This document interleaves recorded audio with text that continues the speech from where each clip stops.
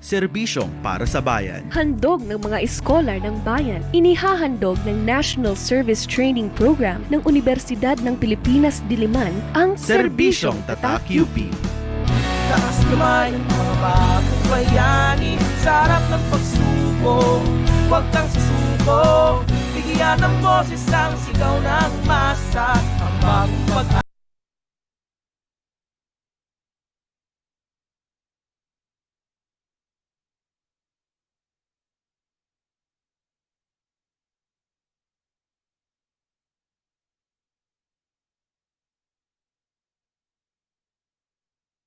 Serbisyong para sa bayan. Handog ng mga eskolar ng bayan,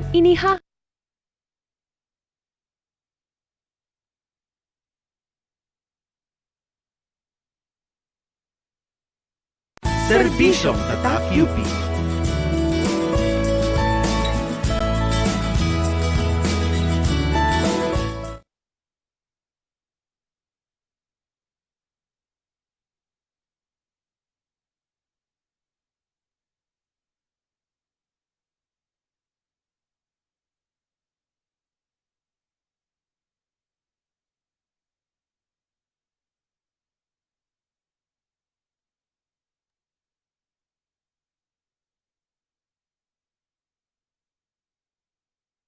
Huwag kang susuko, bigyan ng boses ang sigaw ng masa, ang bagong pag-asa ay mula sa'yo, mula sa'yo, mula sa'yo. Panibagong pag-asa ay mula sa'yo. Hello mga classmates, nakikinig kayo sa Serbisyong Tatak UP. Hatid sa inyo ng UP NSTP Diliman Office sa pakikipagtulungan sa DZUP 1602. Kasali ka. Ako po si classmate Gian Librojo ng DZUP. At ako naman po si classmate Latrell Felix, ang serbisyong Tatak UP, ang programang tumatalakay sa National Service Training Program or NSTP ng UP Diliman. Isa itong gandingan award-winning radio program na kung saan ang mga episodes ay nagagamit bilang resource material sa mga classroom-based discussions ng NSTP sa Diliman. And it's so nice to see you again, classmate Felix. How have you been? Thank you. Alright.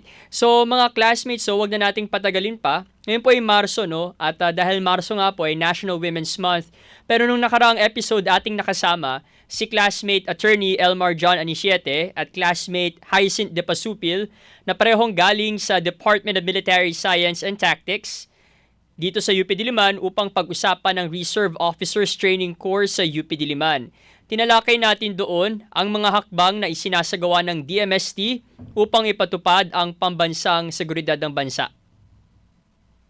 Ayun, tama, no? And since we are celebrating Women's Month this month, ay makakasama natin si Attorney Simonet Sibal Pulido. And she earned her undergraduate degree from the University of the Philippines, Diliman, where she was an active member of the University Student Council under Sandigan na mag-aaral para sa Sambayanan or SAMASA. She later completed her Bachelor of Laws of UP College of Law, graduating as one of the top students in her batch. O, diba, partner? Yes, napakadami pong accomplishments. And dagdag pa riyan, si Attorney Sibal Pulido rin ay isa sa mga founding partner ng Vasquez Bretanya and Sibal Pulido Law Offices. She also serves as a faculty lecturer at UP Law, and her extensive legal experience, combined with her dedication to legal education, reflects her unwavering commitment to excellence in both practice and academia. So welcome po sa Serbisyong Tatak UP classmate Attorney Simone. Hello, hi, good afternoon, classmate. Okay, sige. Buti classmate, hindi student. Classmate Gian, classmate Felix. Yes. How are you? Yes po. Yes. And let's start po, no? Since nabanggit po na ikaw ay naging parte ng University Student Council, ano yung nagbigay inspirasyon sa'yo upang maging bahagi ng student leadership ng panahon mo sa UP? Oo nga, no? So that was many years ago. No? So that was in 1990. Yung panahon na yun, masyadong masaya. Masaya sa UP. Buhay na buhay ang student community, ang mga organization. So, from the sorority where I belong, which is UP Sigma Alpha Nu, parang natural progression lang na gusto mo ring makibahagi. Gusto mo mag-participate sa lahat ng pagpapanday ng lipunan. Tapos, at gusto mo ring tumulong sa abot ng iyong makakaya. So, bilang isang estudyante. So, at that time, yun ang naging parang inspirasyon para tumakbo sa USC. Alright, classmate Simone, no? Thank you for sharing with us your experience when it comes to being part of the USC, no? Maaari mo bang ibahagi ang iyong mga naging karanasan naman in particular bilang bahagi ng USC sa ilalim ng Samasa at ano ang mga pangunahing issue na inyong tinalakay o pinagtibay noong bahagi kayo noon? Okay, sige. History lesson yun, ano? 1990, so yung panahon na yun, ang dalawang ah, hindi man siguro magkalaban, kung hindi yung dalawang pinakamatatag na political party, student political party, sa yung Samasa at yung Tugon. No? Parehong wala, hindi na yun active today sa UP. So we were elected. Our chairman was Rex Varona. Siya ang under the Samasa banner din yun. So nung panahon na yun, we involved ourselves both in national and local issues. So sa national issue, pinakamatinding issue noon ay ang US military bases, no?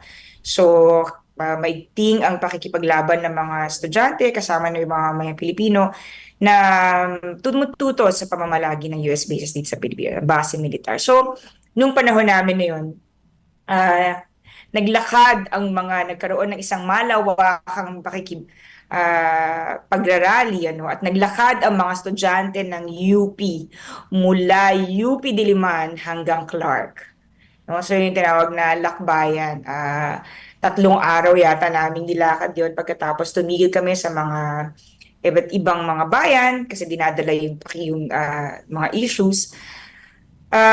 Meron ding hino-host din ng USC noon yung mga indigenous peoples kahit nung panahon pa na yun, laban naman sa mga brutality sinapit nila sa kamay ng mga militar. Tapos sa local issues, syempre dahil USC kami, tumutulong kami sa registration, no? Pagkatapos, nandun din yung STFAP. Hindi ko alam, meron pa tayong STFAP ngayon. Meron pa, no? Socialized Tuition Fee Assistance Program. Nung panahon na yun, ipinaglalaban namin na yung mga nasa brackets 1 to 4, dahil nga sa kakulangan ng kakayahan para pondohan pa yung kanilang pag-aaral, ay wag nang i-engage na kailangan meron pang patrabahuhin pa. Kasi hindi nga siya equal, di ba? So paano mo may expect na ang mga estudyante makakapag-compete fairly kung kahit na maliit nga naman kung meron silang stipend pero kailangan nila mag-dedicate ng mga oras para pagtrabahuhan pa yon. So kalinsunod nun, tinakol din namin yung mga issues ng dorm rate increases, pag-increase din ng mga scholarship fees or scholarship grants. And syempre, hindi naman kami all work and no play, no? So, in charge din kami sa mga UP Talents Night, which you still have today, right? So, fundraising namin yon. And ang claim to fame namin dyan, nung nag-hold kami ng talent night, hindi pa sikat ang Eraserheads noon. Kasama sila dun sa talent show na yon. Bilang bahagi ng mga UP talent at that time. Yes, and classmate, very interesting how during your time, it really reflects also the struggles pa rin, no, ng mga students. And during nung time ko po, nung USC chair po ako, around the 2022, 2023. Okay. Same struggle pa rin po eh, 'di ba? Ganun ba? May mga police intrusion pa rin, patuloy pa rin yung red tagging among students. Yeah. And it's really the USC who stands for those students, no? In not even students, even the basic sectors po, 'di ba? To support, no? And gusto ko lang din po malaman in a more deeper sense, noong dekada 90 po ba, like, paano mo nakita yung leadership mo or leadership ng kababaihan sa UP? May mga hamon ba na natamo ng mga babaeng leader noon na kaiba sa mga lalaki during those times? Um, Siguro kasi abante kasi yung ano, abante ang universidad, no? Lalong-lalo na, or baka swerte rin kami nung panahon namin dun sa USC. Although lalaki ang aming chairman, no, si Rex, hindi mo masyadong maramdaman na merong discrimination o kakulungan ng leadership, no?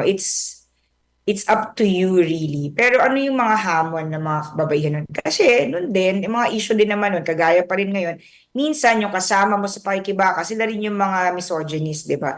Sila rin yung nag-objectify ng kababaihan, sila rin ang merong mga double standard, and then it just perpetuates, no? So I think that's still the same. Kaya kailangan lagi mong ipinapaalala na dapat ganito tayo, hindi mo tinatanggap kung lagi kang vigilant, no? Mo tatanggapin yung mga unequal social structures, no? Social comments. And gusto ko lang balikan yung sinabi mo, Felix, no, yung sa basic sectors. Actually, bago sa meeting na to, tinawagan ko yung mga co-council mates ko. Sabi ko, ano pinagagawa natin? Hindi ko na maalala. Ang tagal na, no? Ano? Sabi niya, ano ka ba? Sabi mo, napagalitan pa tayo ng Pangulo ng Universidad dahil pinapasok natin dito yung mga indigenous community. Indeed! Napagalitan nga pala kami. Na high blood daw sa amin dahil nandito sila. Pero wala kasi sila ibang pupuntahan eh. So, hinaus namin sila sa Vinson's Hall at that time. So, yun. In answer to your question, ano yung mga hamon? Ang hamon ganun pa din. Hamon yung... ang babae kasi dalawa yung hamon niya. No? Nakikibaka ka na dun sa malawakang pakikibaka, mga issues, tapos meron din para sa atin dahil lang babae ka.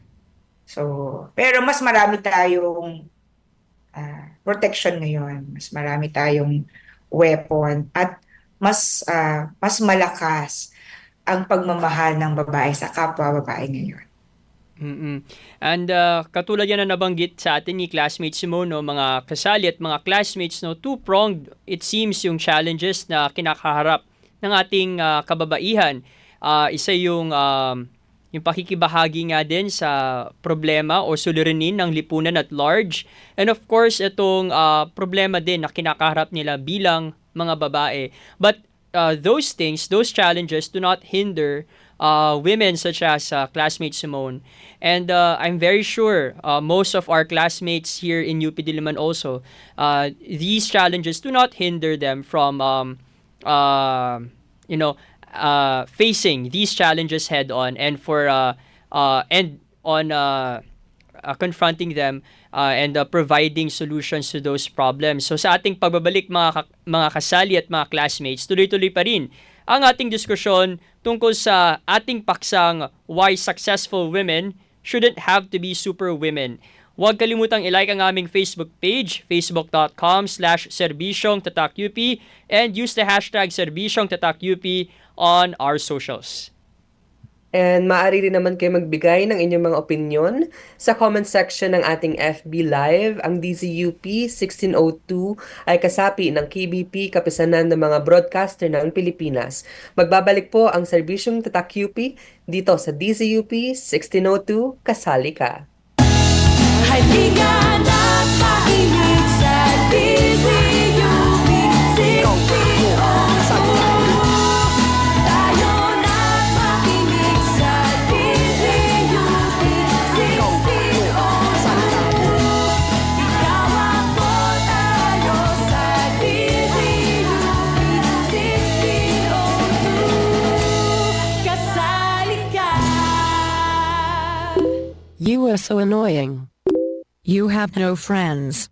Nobody likes you. You're so ugly. You're stupid. Yuck. You're gross and fat. Where do you even get the confidence? You're nothing special. Do everyone a favor. And shut up. Hateful words will hurt, even if said behind anonymity. Being anonymous doesn't give you the right to cyberbully. Haters, stop the hate.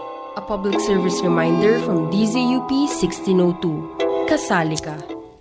Abay, Juan, itigil mo na nga yung paninigarilyo mo. Minsan-minsan lang naman to. Isipin mo naman kami ng anak mo. Papa, game ko na sa Sabado.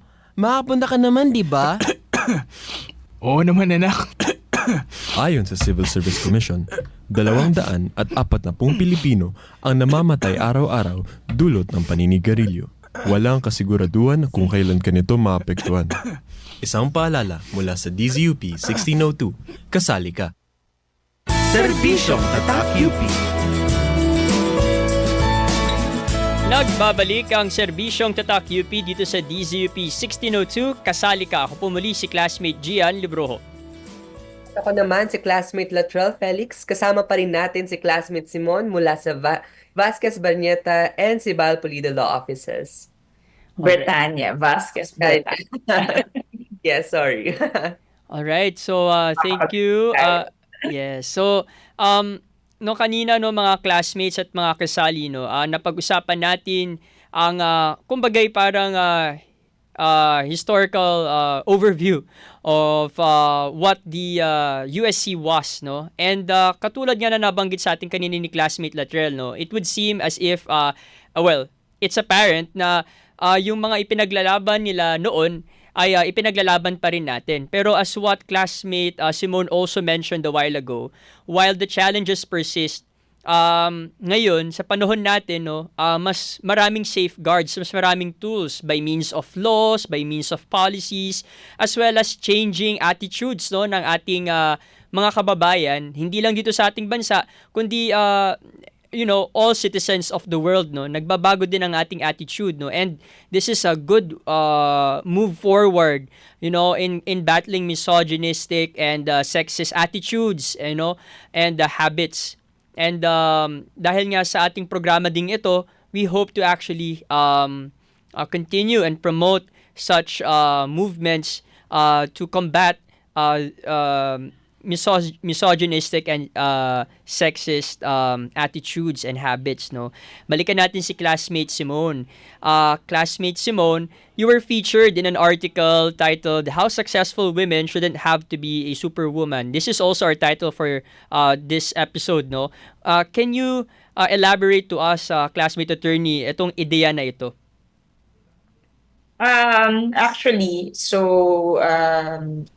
the editor just wanted to interview a group of women, no? So, but she was surprised. She was surprised when she discovered everyone had something to say. So, imbes na isang compilation, naging mini feature siya on all the women that they do. So, hindi ako ganon ka-special. No? I mean, na-discover niya na ang mga babae pala, tayo pwedeng sabihin. No? But this one in particular resonated with her because it's so contrary to what is the trend na para ka maging successful, kailangan superwoman ka. Sinabi ko lang na dapat ang successful na babae, hindi siya dapat maging superwoman. Bakit? Kasi pag ginawa mo yun, pinaperpetuate mo yung unequal social structure. So, hinahayaan natin na kargahin natin yung mas mabigat na pasanin, pero na hindi naman kailangan. So, example, inaasahan ng lipunan na kung successful ka na career woman, dapat successful ka rin na may bahay. So, dapat maayos ang bahay mo, magaling lahat ng mga anak mo, maganda lahat ng damit nila, maayos sila, pagkatapos masarap ang pagkain sa buong bahay nyo, at ikaw the number one ka rin sa school, number one ka sa trabaho mo. Hindi dapat ganun. At swerte ako dito dahil sa bahay namin, yung asawa ko, very feminist din siya. No? Siya din ang katuwang ko sa lahat ng mga pagpapanday ng pagbuo ng aming pamilya. So, sa ganung pamamaraan, nare-realize mo na para mabuo ang pamilya at para maging mas successful ang isang babae, kailangan may katuwang siya. Katuwang niya ang kanyang partner sa pagpapalaki ng kanilang mga anak at pagsasaayos ng kanilang bahay. Para rin sa ganun, mas may oras ka na i-pursue ang iyong career. Diba? Kasi kung hindi ka na matutulog, kulang ang 24 oras para punuan mo ang lahat ng mga responsibilidad na yon. Actually, hindi naman din siya dapat responsibilidad. No? It's a privilege to be able to do all of that. So, dapat i-share mo din yung privilege na yon sa asawa mo or sa partner mo sa buhay. Yun. Yes, very interesting standpoint, no? Because it also dismantles the notion na kailangan na babae ganito lagi gawin, di ba? There's double burden na parang, okay, successful ka sa career mo pero hindi ka naman gumagawa sa bahay. Parang hindi You're na, palpak ka pa din, di ba? Kulang ka pa din, parang gano'n. parang women Wala namang ganong expectation sa kalalakihan, di ba? Sure. So women can be successful on her own, field path, 'di ba? So and just like we've mentioned, it's also a privilege to do chores, 'di ba? Or do the things, pero hindi dapat expected of women to do it, 'di ba? Expected then of men dapat, 'di ba? To do it equally. So that's a good idea, no, to say na women can pursue their career even hindi sila magkapamilya, 'di ba?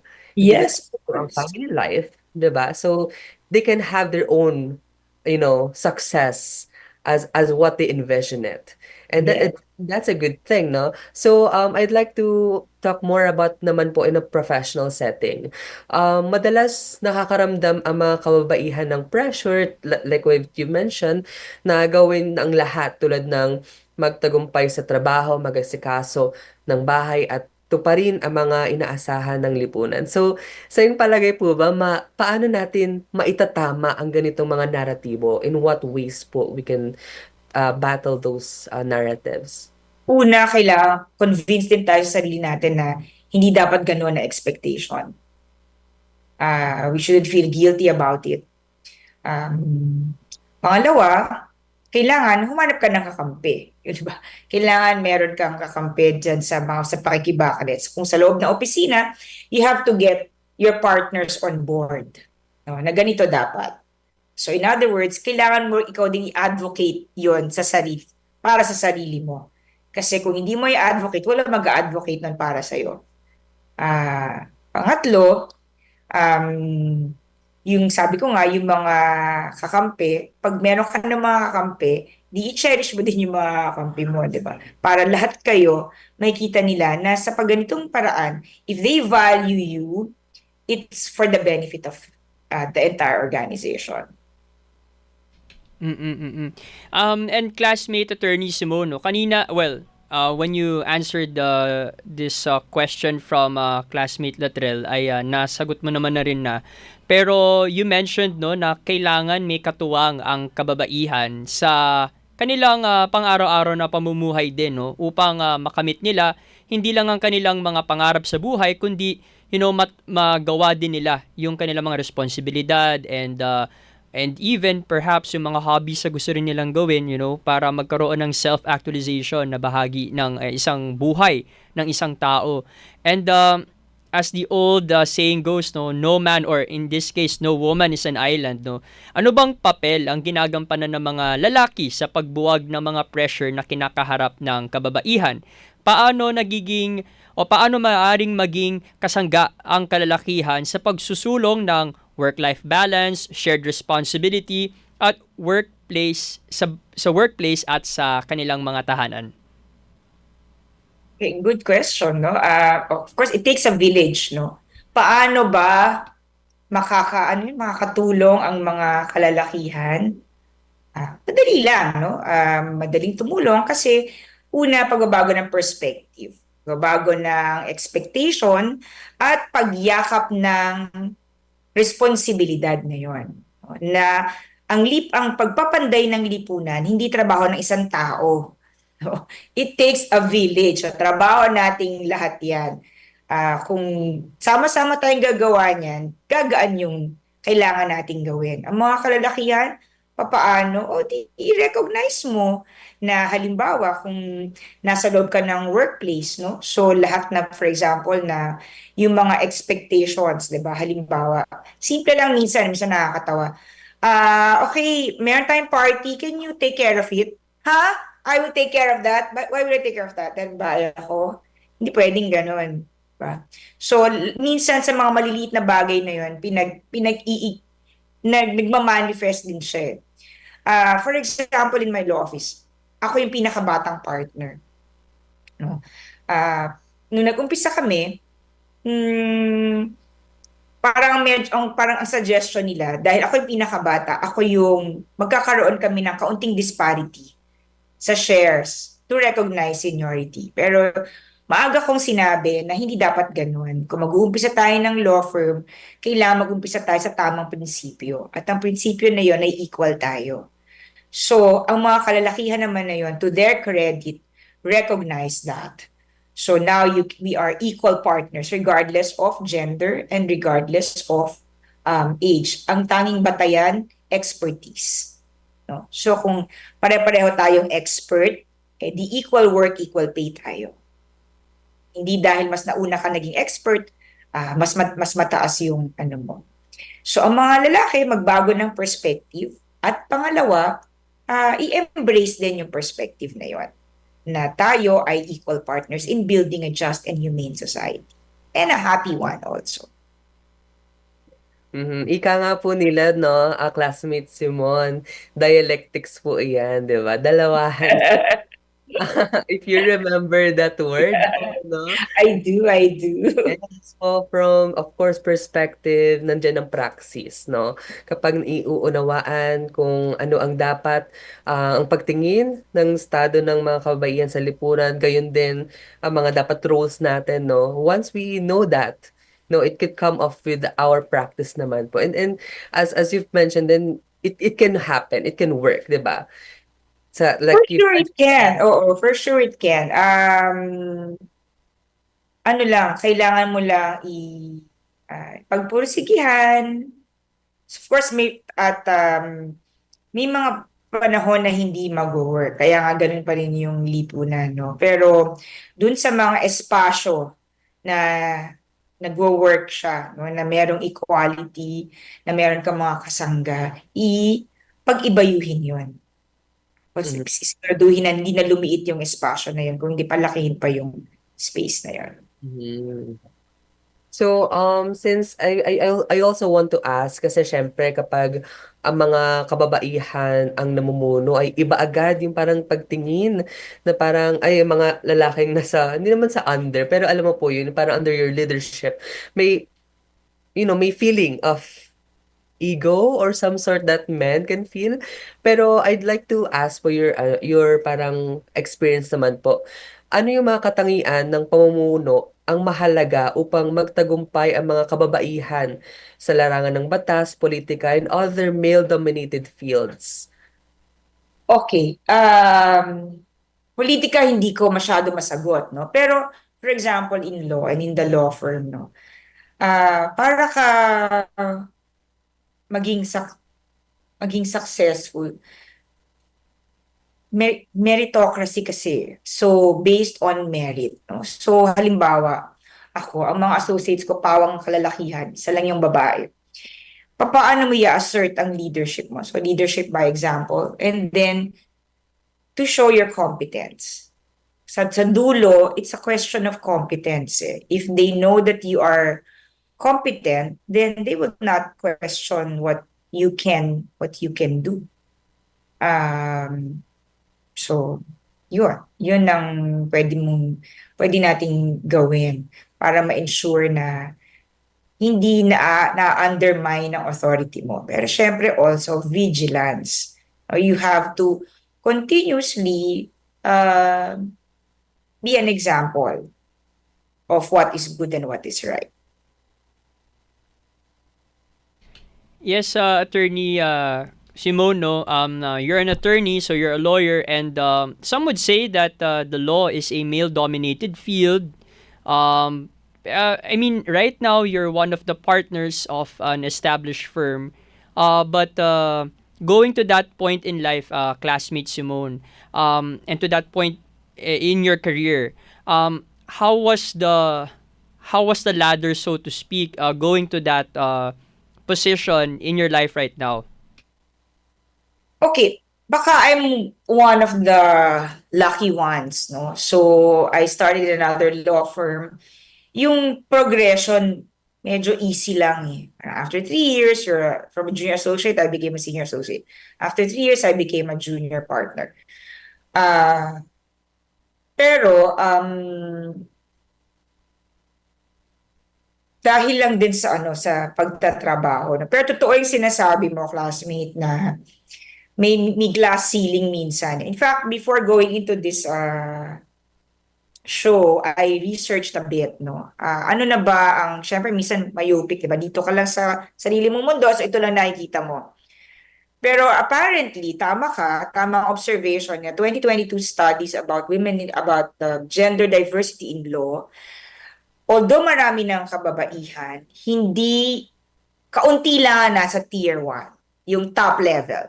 Still, it's male-dominated. But the good news is, yung mga up and coming, the younger ones, are already mas marami ng babae. Mas maraming up and coming female, mas maraming notable practitioners na female. So eventually, when they become older, they will now reach the tier 1 level. So there's hope. No, it's a good perspective, and we can see more women who will be at the top of their field, dominating those fields also. So the key is, of course, women continuing to empower themselves, perfecting our craft, regardless of gender, gender biases, ability to perfect our craft, and supporting fellow women. So I've read that you have to be a mentor to another. You can be a mentor, be a friend, support. No? So para hindi tayo nag-iisa. Kaya nga sinabi ko kanina, di ba? Ngayon kasi parang mas mahalaga din, mas malalim na rin ang pagpapahalaga ng mga babae sa kapwa babae. So maganda yon. So kasi mas marami tayong kasangga. Mas masaya rin tayo. Yes, attorney. Ako kasi classmate attorney, bahagi ako ngayon ng UP College of Law as a freshman, no. And napansin ko sa aking observation ay a lot of my batchmates are mostly women na. And I think it's a good way din, no. Katulad na naman nabanggit mo kanina, no. It's a good step to make sure that more women get to that tier 1 level. Kasi as you mentioned, marami naman tayong kilalang mga magagaling na at mahuhusay na mga kababaihang abogado and in other fields as well. Pero importante na mapunta din sila dun sa tier 1. Kumbaga, to be part of the table to be part of that table wherein discussions as to policies are made. Mm-hmm. True. I don't know.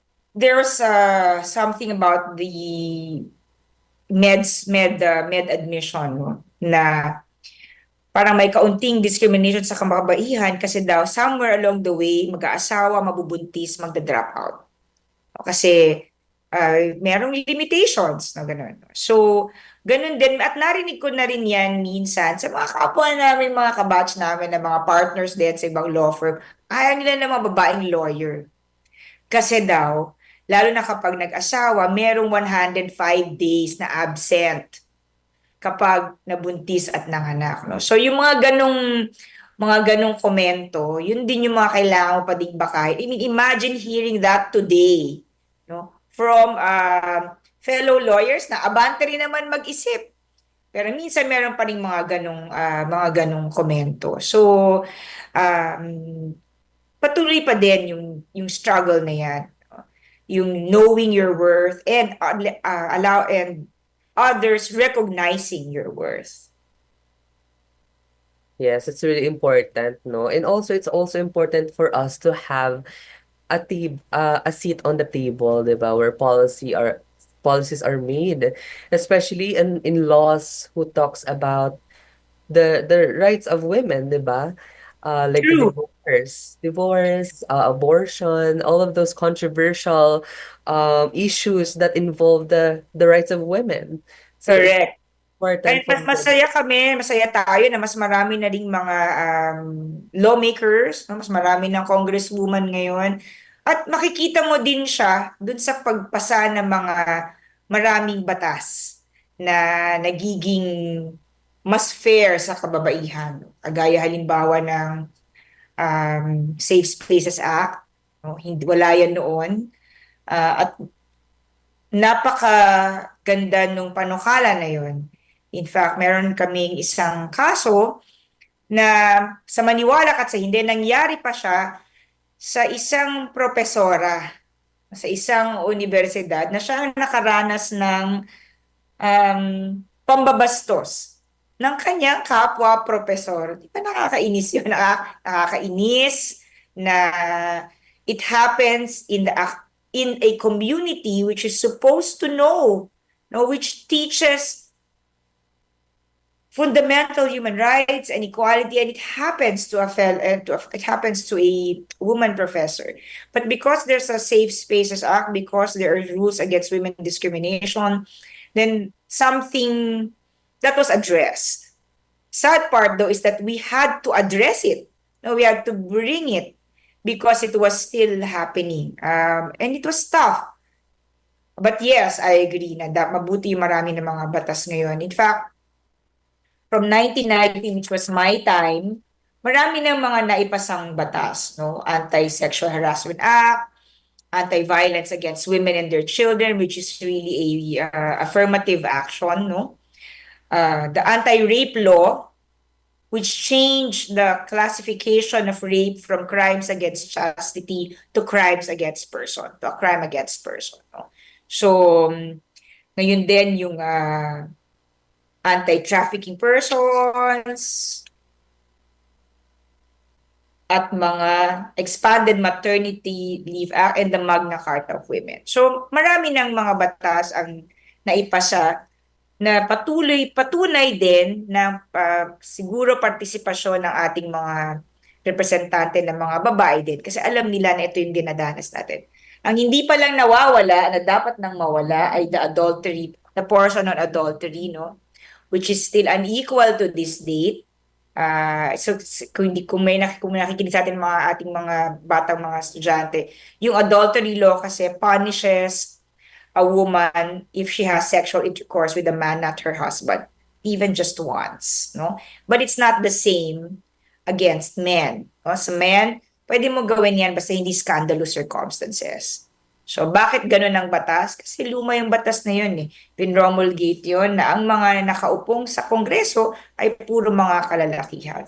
So, ito dapat na itong mawala. Hindi para sabihin na pwede na magkaroon ng infidelity.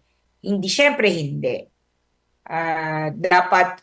Dapat nating irespeto yung sanctity ng isang pamilya. Pero, kung merong lumalabag doon, kailangan patas ang parusa. Yes, kumbaga, malayo na rin ang narating natin, pero there's still a long way to go for us, no? And what's interesting about how women take seat in this discussion, no, sa mga policy makings natin, they also include minorities and marginalized, and communities like LGBTQI+, they also involved those campaigns to the campaigns of women. Kasi they also know the struggles of being discriminated against, diba? Of how excluded. So it's really women fighting alongside with different sectors, and that's, I think, the best part, no, of that movement for us. And so since we're talking about more of like the systemic part na classmate Simon, how do we diminish yung ganong idea ng mga kababaihan lamang yung nagbe-break ng stigma? Sa halip ay nakatuon tayo sa pagbabago sa sistema kung saan parehong kasali ang mga lalaki, babae, sa paggawa ng mga inklusibong espasyo para sa mamumuno. How do we break those kinds of expectations for women? Na ang women lang ang nagbe-break ng stigma. How do we pressure also those others to do the same for us? Ang hirap, no? Kasi kailangan mamulat din sila. lalo na yung pag-angat ng lipunan, hindi nakasalalay sa isang sektor or sa isang gender. So, kailangan patuloy ang edukasyon, magsimula sa pagmumulat sa mga kabataan pa lang. Pero parang may hope eh. Ako yung mga anak ko, ilang taon na ba sila? Isang 22, isang 24, isang 26. I say there's hope kasi yung bunso namin at saka sila, fluid sila eh. Parang hindi na sila burdened ng isang binary way of thinking. So, and I think we can attribute that to education. So, kailangan talagang tuunan ng pansin, hubugin ang ating mga anak, ang ating mga kabataan sa tamang pag-iisip, no? Sa pag-recognize ng fundamental worth, equality, fundamental human rights, that each person is created equal, no? That you are worthy just because you are born. You don't have to do anything else, no? And so therefore we must respect our ability to determine our own happiness, self-determination. And kung ganun sila, share ko lang sa'yo, no? Halimbawa, sa isang grupo ng isang merong mga kabataan, trans man siya, tapos may mga magulang na hindi matanggap, ano? I'm happy to learn that amongst their peers, it's not an issue. It's only an issue amongst us parents. No? Mga nilumanan ng panahon na pag-iisip. So, kung kaya, ang tingin ko ang susi talaga ay edukasyon. At it goes without saying, kailangan mahal mo yung kapwa mo.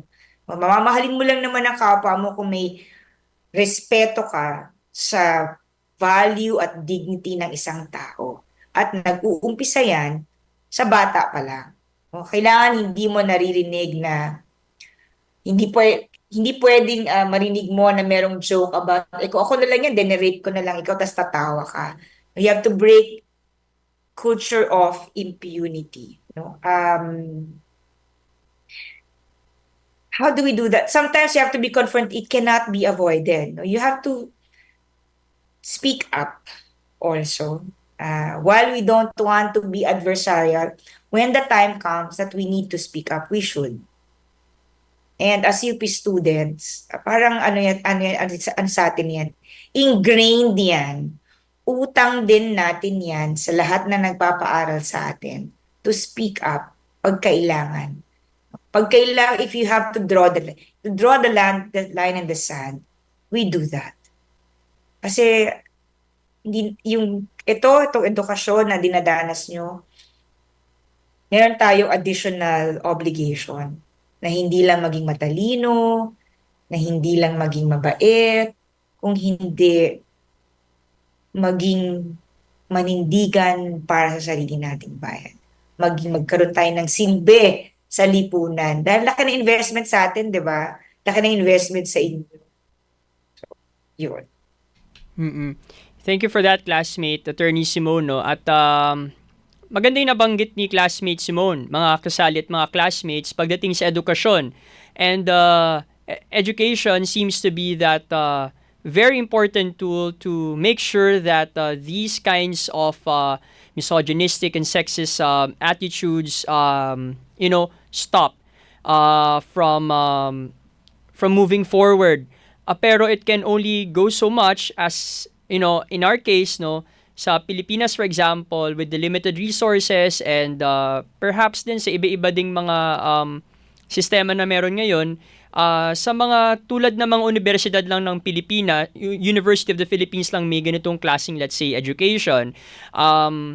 As our legislators work on making this as an institutional thing, also in DepEd and in CHED, tayo na natuto na ng mga tamang mga paraan ay meron din tayong responsibilidad at obligasyon din na ibahagi ito sa kapwa natin, At for example, sa aming mga kalalakihan, no, meron tayong mga tinatawag na locker room conversations.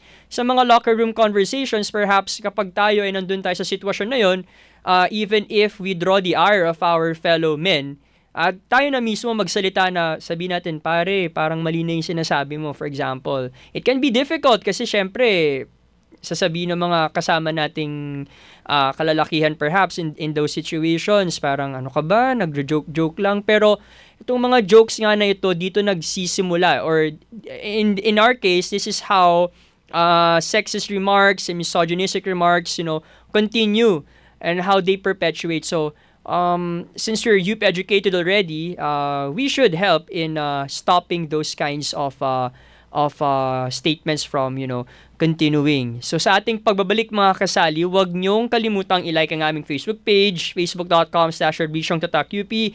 And of course, you can join us in our conversations online by using the hashtag #serbisyongtatakup. Ang DZUP 1602 ay kasapi ng KBP, Kapisanan ng mga Broadcaster ng Pilipinas. Magbabalik po ang Serbisyong Tatak UP dito sa DZUP 1602, kasali ka. Halika na't makinig sa DZUP 1602. Tayo na't makinig sa DZUP 1602. Ikaw ako, tayo sa DZUP 1602. Kasali ka. That time, I was wearing a jacket and pants.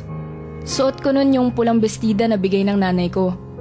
I was wearing a sando and black leggings. Nakasuot ako ng daily school uniform kasi may pasok nun. Whatever we were wearing, we were not and we will never be asking for it. End victim blaming. Stop rape culture. A public service reminder from DZUP 1602. Kasali ka. Hi, miss. Did you fall from the sky? Because you look like an angel. Yeah. Your smile is to die for. Iwasan gumamit ng cellphone habang nasa kalsada. Kung kailangan gumamit, tumigil at tumabi muna upang makaiwas sa disgrasya. Isang paalala mula sa DZUP 1602. Kasali ka. Serbisyong Tatak UP. And we're on our last leg here on Serbisyong Tatak UP sa DZUP 1602. Kasali ka, ako pumuli, si classmate Gian Librojo. At ako naman po si classmate Latrell Felix at kasama pa rin po natin si classmate Simon mula sa Vasquez, Bretanya and Sibal Pulido Law Offices. And napag-usapan na po natin kanina na hindi naman ang expectation lagi sa mga kababaihan ay to be a superwoman, 'di ba? Because every woman has their own capacities, skills, and even aspirations of how they should do their life, 'di ba? They could go in different fields. I myself in a field of sociology, diba? There's a lack of sociologists then who focuses on different fields or subfields that needs then to unpack, diba? Our society para makita rin natin saan pa ba tayo dapat tumungo in terms of how we view our societies. And since we're talking about education din kanina, how important education is for us to dismantle yung mga perspectives na iyon ng misogynistic, even yung pagtingin ng babae ay nakakulong lang sa household or may limited field lang na kailangan, nursing, teacher. So we try to break those ideas and bring more spaces for women to do what they can do, 'di ba? In their capacity as women. So thank you so much for sharing that in our segment, classmate Simone. And if I can add, classmate Simone and classmate Latrell, I would like to think na kapag ikaw ay, for example, isang nanay and you chose to be just in the household, taking care of the children, wala naman sigurong mali doon, no? Ang sinasabi lang siguro natin dito ay there should be a choice for all, especially women, na hindi lang siya that a woman is not just confined in the household. If she so wants to stay in the household, taking care of the children, that should be her decision and no one should force her to just be confided in that situation. Tama ba yun, classmate Simone? Tama yun. Actually, gusto ko lang i-share, no? Dito sa grupo na kinalakihan namin, ang pagiging housewife, hindi lang yun lang ha. It's a goal actually rin. Hindi sa ekonomiya ng buhay ngayon, ang maging purong housewife, hindi nagtatrabaho, is a luxury in itself. Kailangan ang mga kababaihan ngayon expected na tumulong para magtrabaho, para maitawid ang kanilang mga anak, ang kanilang pamilya. So, una, tama, kung gusto mo sa bahay ka lang, walang problema. Okay yun. Kung gusto mo, kung kailangan mong magtrabaho, gusto mo magtrabaho, okay din yun. Pero ang reality din, sa mas nakararami, kailangan mong magtrabaho. Kung kaya, hindi pwedeng, para maging successful ka, hindi kailangan na karga mo lahat. Dahil yung pangyayaring yun, demand din ng buhay yun eh. Para, yun din ang panawagan sa'yo ngayon. So, yung reality na yun, na ang babae nagkatrabaho na, nasa bahay pa, nanay pa, ikaw pa lahat bahala, that's a reality that we face now. Para kailangan tayo magkatulungan, di ba? Para maging successful ang lahat ng tao, ang buong pamilya. Kasi kung ikaw lang ang kumakarga ng lahat ng yon, it's not fair also to you. So as I've said, we do ourselves a disservice if we allow that to continue. And I'm sure if we explain it to our husbands, explain it to our partners, they will also understand na kailangan magkatuwang kayo. Tama yung nabanggit ni classmate Simone. It seems as if it's the goal na nga siya ngayon, and it's a privilege just to be a stay-at-home parent, no, dahil nga sa kahirapan din ng buhay na kailangan both parents have to work for the family. And because of this economic change, no, perhaps meron ding epekto definitely sa mga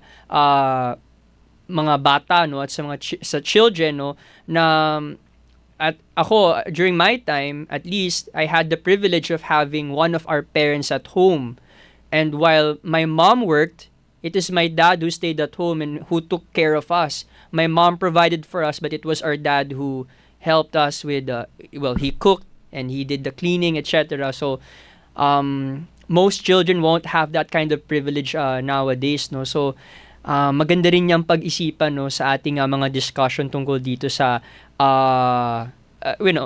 sa ginagawa din ng mga kababaihan and in parents in general, no. Classmate Simone, sa pagtukoy sa henerasyon ng kabataang kababaihan ngayon, paano mo nakikita, kanina nabanggit mo that there's hope, ang pagbabago sa pamumuno at advokasya kumpara sa iyong panahon nung ikay nasa USC, for example? Parang sabi ka ni classmate Latrell, no? Parang pare-pareho pa din, di ba? Siguro ngayon, it's a bigger space. It's a better situation. Ang masasabi ko lang, know your worth. Perfect your craft, know your worth, embrace your power, and never stop fighting for what you deserve, and support other women. So that's what we can do in order to uplift women also. And kita din naman no na hindi din naman natin makikakaila na yung mga naunang henerasyon po ng female leaders paved the way for us po to have spaces and to have this courage na pasukin din yung larangan din ng ganitong mga politika, sa ganitong pagkilos, no? And it's really an honor for us to have that kind of really strong women who fights for our rights. And ngayon, nakakamtan din natin yung mga rights na yon. And as continuously, 'di ba, patuloy pa rin na inilalaban ng mga kababaihang kabataan ang mga pagkilos, no? Ngayon, lalo na ngayong Women's Month, ang daming mga kababaihang leader talaga ang, 'di ba? Imagine po, no, even sa ating gusto ko lang ding i-mention din po, no, yung sa ICC, mga kababaihan din po ang mga judge, 'di ba po, na nag-release ng warrant po, no? So of arrest kay former President Digo. And that's a thing, 'di ba? Mga kababaihan ang lumalaban para sa karapatan, sa hustisya, at para sa future din ng mga kababaihan. Hindi lang kababaihang henerasyon, pero lahat ng henerasyon ng mga masang api sa ating lipunan. It's a beautiful thing po, don't you think po, no? Classmate mo. Totoo yan, totoo yan. Siguro may dadagdag ko lang, don't let anyone define your limit.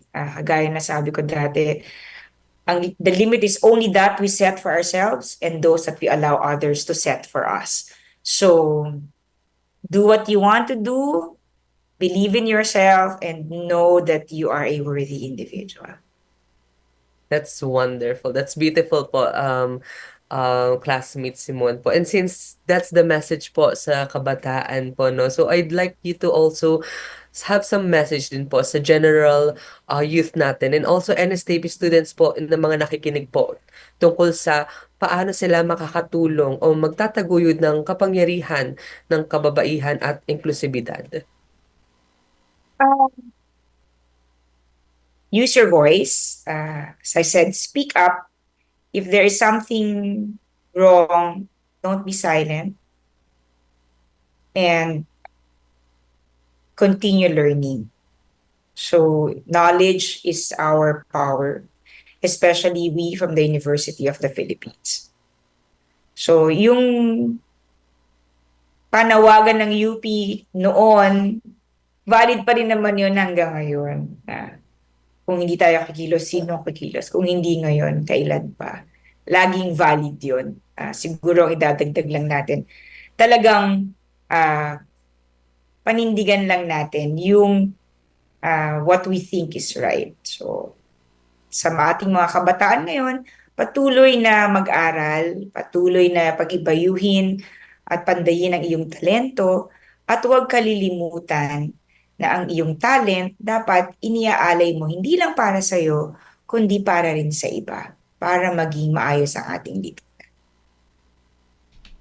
Alright, attorney, meron po ba kayong parting words sa ating mga tagapanood at tagapakinig aside from what you've already mentioned? Wala na. I just want to thank all of you for hosting the show, for inviting me, and for coming up with this program na hopefully nakakatulong tayo sa iba, na maganda yung interaction at sana nakakaabot tayo sa mas maraming mga kabataan. So excited, nakakatuwa kasi my undergrad is also mass comm. So natutuwa ako na nakita ko kayo. Wow, ma'am. Which program did you take here in the College of Media and Communication, if you don't mind me asking, ma'am? Broad. Sure, all right. So, wow. At naku po, mga kasali, no, napaka-inspirational ng ating naging guest speaker, ng ating naging kasamahan, naging classmate sa episode na ito. So, thank you so much, classmate Simone, from the Vasquez, Bretanya, and Sibal Pulido law offices. Thank you so much for sharing with us your insights and your thoughts, and of course your time here with us here on DZUP's Serbisyong Tatak UP. Maraming salamat po, attorney. Thank you din.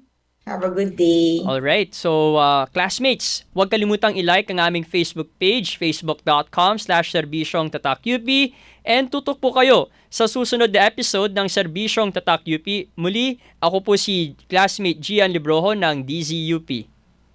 At ako naman si classmate Latrell. Samahan niyo kami ulit sa March 31 alas 11 ng umaga. Ang DZUP 1602 ay kasapi ng KBP, Kapisanan ng mga Broadcaster ng Pilipinas. Magsama-sama po ulit tayo sa susunod para sa isang panibagong episode ng Serbisyong Tatak UP. Sa DZUP 1602, kasali ka. Serbisyo para sa bayan. Handog ng mga eskolar ng bayan. Inihahandog ng National Service Training Program ng Universidad ng Pilipinas Diliman ang Serbisyong Tatak UP. Taas kamay ng mga bagong bayani sa harap ng pagsubok. Huwag kang susuko, bigyan ng boses ang sigaw ng masa. Ang bagong pag-asa ay mula sa iyo, mula sa iyo, mula sa iyo. Panibagong pag-asa ay mula sa iyo.